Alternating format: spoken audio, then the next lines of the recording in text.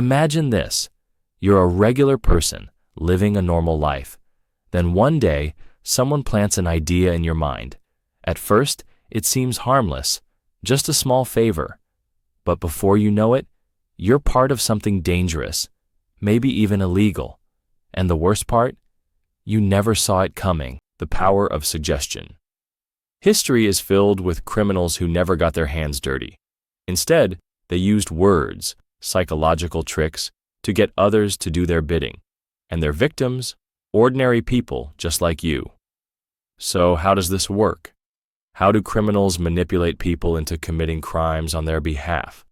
It all starts with a simple suggestion. The foot in the door technique. One of the most effective manipulation tactics is called the foot in the door technique.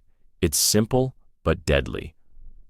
First, the manipulator asks for something small, maybe just an opinion, a tiny favor, nothing illegal. But this isn't about the request, it's about control. Psychologists have proven that when people agree to something minor, they're far more likely to agree to something bigger later. It's a psychological trap, and once you're in, escaping isn't easy. Real case, Charles Manson and the Helter, Skelter murders. One of the most chilling examples? Charles Manson.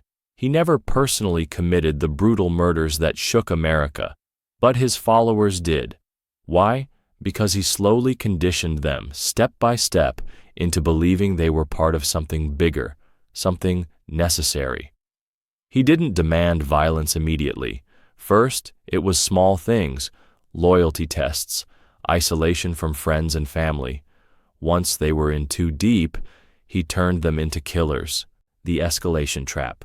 Once a manipulator gets a small yes, they push further, the requests escalate, the lines blur. Before you realize it, you're not the same person anymore. Criminal organizations, con artists, and even corrupt leaders use this tactic. They make people believe they're making their own choices, when in reality, they've been played from the start. How to protect yourself. So how do you avoid becoming a pawn in someone else's game? The answer starts with awareness. 1. If a request seems harmless but feels off, question it. 2. If someone pushes you step by step into doing more than you're comfortable with, step back. 3. And most importantly, always ask yourself, who really benefits from this?